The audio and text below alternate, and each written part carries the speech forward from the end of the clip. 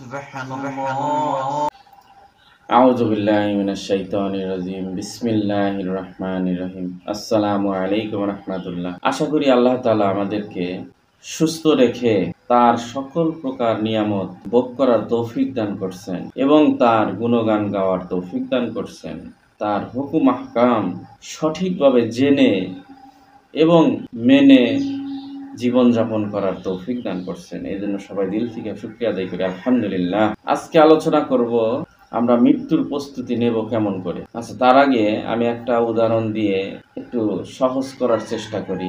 মনে করেন আপনি পরীক্ষার হলে গিয়েছেন পরীক্ষা দেওয়ার জন্য। যখন খাতা প্রশ্নপত্র হাতে পেয়েছেন, আপনি দেখলেন আপনার প্রশ্ন সবগুলোই কমন পড়েছে। আপনি সকল প্রশ্নের উত্তর দেওয়ার যোগ্যতা রাখেন, কিন্তু আপনি পরীক্ষার হলে প্রশ্নের উত্তর দেওয়া বাদ দিয়ে অন্যমনস্ক হয়ে বসে আছেন, কোনো কিছু বাহিরে কোনো কিছু দেখছেন বা মোবাইলে ফেসবুক ইউটিউব দেখছেন। এক কথায় পরীক্ষার হলে যে আপনাকে 3 ঘন্টার সময় বেঁধে দেওয়া হয়েছে, এই সময়টা আপনি নষ্ট করছেন অন্য কাজে। আচ্ছা, এইরকম কোনো পরীক্ষার্থী কি করবে আপনাদের মনে হয়? এরকম গাধার মতো কাজ করবে? আশা করি কেউ করবে না। আল্লাহ তাআলা আমাদের এই দুনিয়াটাকে একটা পরীক্ষার হল বানিয়ে দিয়েছেন, আর এখানে আমাদেরকে সময় বেঁধে দিয়েছেন। কাউকে 40 বছর, কাউকে 50 বছর, কাউকে 60 বছর, কাউকে 70 বছর। বর্তমান যুগের মানুষ সর্বোচ্চ 80-90 বছর বেঁচে থাকে, আর চেয়ে বেশি বাঁচা মানুষ পাওয়া যায় খুবই কম। তো এই যে সময়টা আল্লাহ তাআলা পরীক্ষার হলে বেঁধে দিলেন, পরীক্ষার প্রশ্নও আল্লাহ তাআলা ফাঁস করে দিয়েছেন, উত্তরও জানিয়ে দিয়েছেন। ওই পরীক্ষার্থীর মতো যদি অন্যমনস্ক হয়ে আমরা সময় নষ্ট করে 3 ঘন্টা পর হল থেকে বের হয়ে আসি, যেমন আমাদের কপালে পাশ জুটবে না, তেমন দুনিয়ার এই পরীক্ষার হলটা আল্লাহ তাআলা যেহেতু প্রশ্ন জানিয়ে দিয়েছেন আগে থেকেই, উত্তরও শিখিয়ে দিয়েছেন। আমরা যদি এই প্রশ্নের উত্তর না দিয়ে অযথা জীবন যাপন, একটা খারাপ জীবন যাপন দুনিয়াতে শেষ করে চলে যাই, আমার পরীক্ষার হলের 3 ঘন্টা তো শেষ হবে, দুনিয়ার জীবনের যে সময়টা, এ সময়টাও শেষ হবে। আর শেষ হয়ে গেলে আমি এই যে অযথা সময় নষ্ট করে দুনিয়া থেকে গেলাম, আমি তো হাসরের ময়দানে যখন আমার বিচার হবে, আমি তো তখন ফেল। আশা করি বুঝতে পেরেছেন যে আমাদেরকে মৃত্যুর জন্য কিরকম প্রস্তুতি নিতে হবে।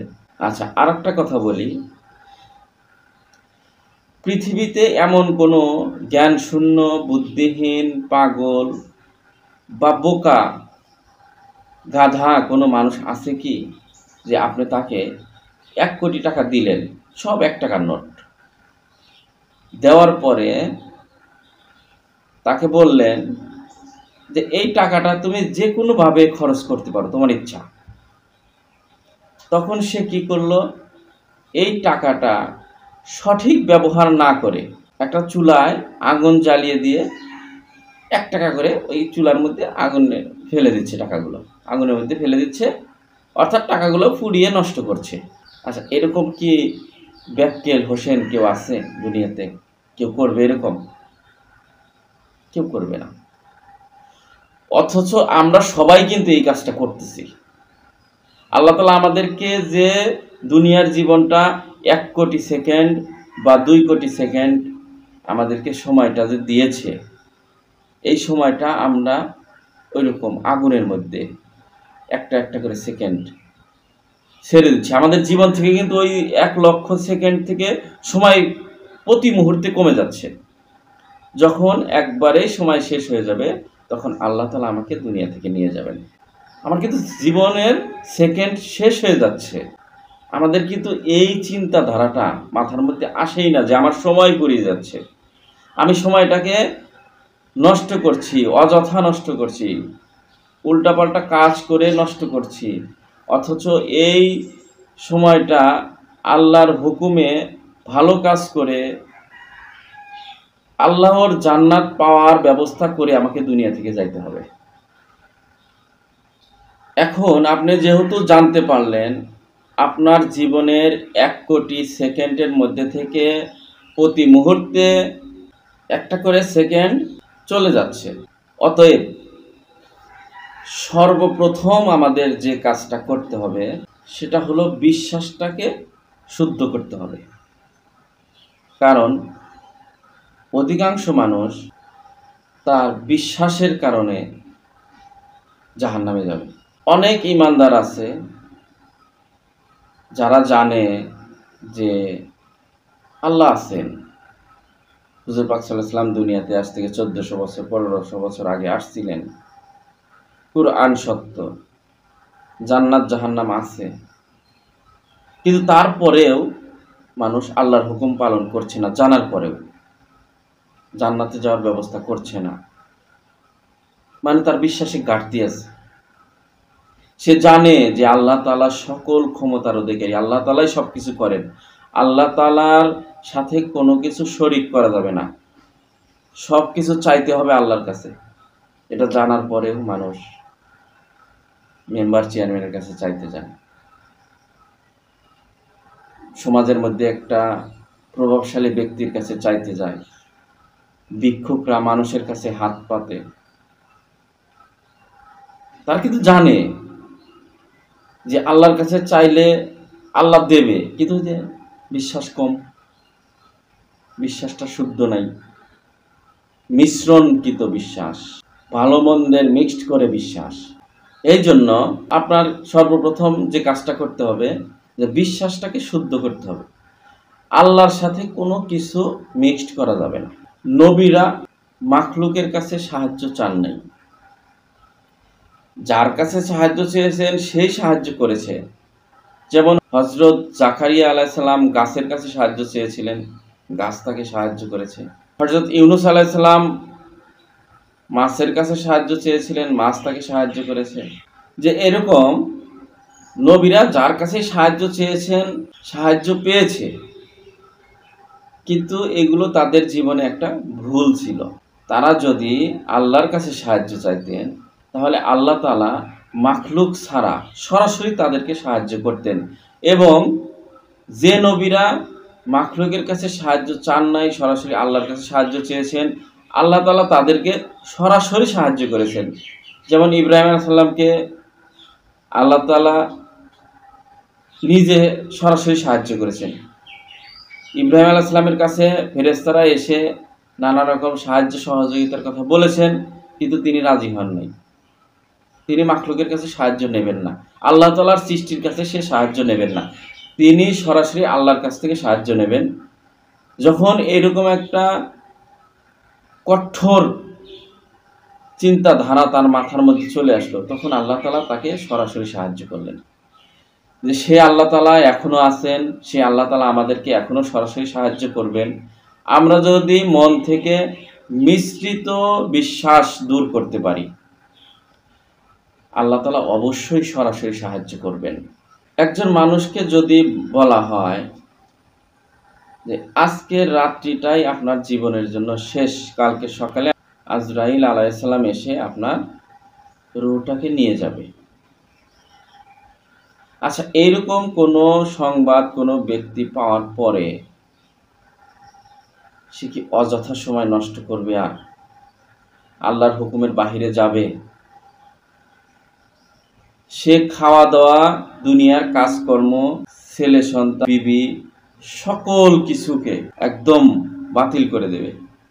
কারণ সে সকালেই মারা যাচ্ছে, এটা জানার পরে তার আর দুনিয়ার কোনো কাজকর্ম থাকবে না। অথচ আমরা মানুষ বেঁচে আছি, এটাই আশ্চর্য। প্রত্যেকটা মানুষ যখন তখন মারা যাব, এটাই বাস্তব। যে এই মৃত্যু জানার পরেও আমরা কিন্তু ভুল পথেই আছি। এখনই মারা যেতে পারি, তারপরেও আমরা কিন্তু ভুল কর্মের উপরেই জীবনযাপন করছি জানার পরেও। আমি নিশ্চিত মৃত্যু আমার নিশ্চিত, এটা জানার পরেও আমি ভুল পথে। আল্লাহ আমাদেরকে বোঝার তৌফিক দান করেন। প্রথমেই একটা কথা বলেছি যে অধিকাংশ মানুষ জাহান্নামে যাবে বিশ্বাসে ত্রুটি থাকার কারণে। আমরা বর্তমানে যারা নামাজ পড়ছি, 5 ওয়াক্ত নামাজ পড়ছি, রোজার সময় রোজা রাখছি, আল্লাহর হুকুম যেগুলো বাহ্যিকভাবে পালন করতে হয়, আল্লাহর রহমতে চেষ্টা করি। কিন্তু এইগুলো করার পরেও মানুষ জাহান্নামে যাবে শরিক করার কারণে। অর্থাৎ আল্লাহ তাআলার হুকুম আমরা পালন করেছি ঠিক আছে, কিন্তু আল্লাহর সাথে শরিক করেছি। যে কোনো একটা সমস্যায় পড়লে, যে কোনো জিনিস প্রয়োজন হলে আমরা আল্লাহর কাছে না চেয়ে আল্লাহর সৃষ্টি মাখলুকের কাছে যাই। এই যে আল্লাহর সাথে শরিক করে ফেললাম। অথচ আল্লাহ তাআলা বলতেছে যে আমার ভান্ডারে অভাব নাই, আমার কাছে চাও আমিই দেব। অথচ আমাদের এই বিশ্বাসটা নাই। এই যে বিশ্বাসের ত্রুটি, শিরক। আর এই শিরক করার কারণে মানুষ আল্লাহর হুকুম পালন করার পরেও সে জাহান্নামে যাবে। এই জন্য আমাদের বিশ্বাস, যেটাকে বলা ঈমান, আল্লাহর সাথে কাউকে শরিক করা যাবে না, কোনোভাবেই না। শিরক মুক্ত ইবাদত আল্লাহ তাআলা গ্রহণ করবেন। আর আপনার দিলটা কতটুক পরিষ্কার, কতটুক শিরক মুক্ত, এইটা একমাত্র মাপকাঠি আল্লাহর কাছে। আপনাকে 100% চেষ্টা করতে হবে, সর্বোচ্চ চেষ্টা। আমি একজন ব্যক্তি সম্পর্কে জানি বা শুনেছি, রাস্তা দিয়ে যাওয়ার পথে সাইড কানে শুনলাম আর কি কথাটা। ওই ব্যক্তি লম্বা দাড়ি আছে, লম্বা জুব্বা পরেন, মাথায় টুপিও আছেন, মাশাআল্লাহ সুন্নত দেখলাম যে মোটামুটি ভালোই, আলহামদুলিল্লাহ। কিন্তু সে বলতেছেন যে সারা জীবন কাম করব, মৃত্যুর আগ দিয়ে একদিন ইবাদত করব, আল্লাহর রহমতে জান্নাত পেয়ে যাব। লোকটার কথা শুনে আমি আশ্চর্য হয়ে গেলাম যে তাহলে কি ওই ব্যক্তি ওনার মৃত্যুর টাইমটা বা ডেটটা মনে হয় জানে, যে অমুক দিন উনি মারা যাবে, উনি ওই দিন মারা যাওয়ার আগের দিন থেকে সে আল্লাহর হুকুম পালন করা বা ইবাদত করা শুরু করবে। এতটুকু কনফিডেন্স না থাকলে তো সে এই কথাটা বলে নাই, আকাম কুকাম করব, মৃত্যুর একদিন আগে ইবাদত করে আল্লাহর রহমতে জান্নাত পেয়ে যাব। এই কথাটা উনি কোন বিশ্বাসের ভিত্তিতে বললেন আমার বুঝে আসলো না। যার কারণে এরকম চিন্তাধারার মানুষ আরও আছে কি না, না উনি পৃথিবীর মধ্যে ওয়ান পিস আমার জানা নাই। তবে এর চেয়ে বোকামি, এর চেয়ে গাধার মতো কথা আমার মনে হয় না পৃথিবীতে আর দ্বিতীয় কোনো কথা আছে। অতএব আমাদেরকে সাবধান হতে হবে, শিরক মুক্ত ইবাদত খামখেয়ালি পানা করে না, সঠিকভাবে সুন্নত তরিকায় করতে হবে। তবে আমার অনেক যুবক ভাইয়েরা আছেন যারা নামাজ পড়েন না,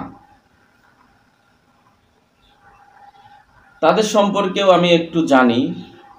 তাদের চিন্তাধারাটা এরকম যে এখন যুবক বয়স, এখন হলো দুনিয়া কামাইয়ের বয়স। এই বয়সে যদি কামাই কাজি বাদ দিয়ে আল্লাহর হুকুমের মধ্যে ডুবে থাকি তাহলে তো আমার দুনিয়া ধ্বংস।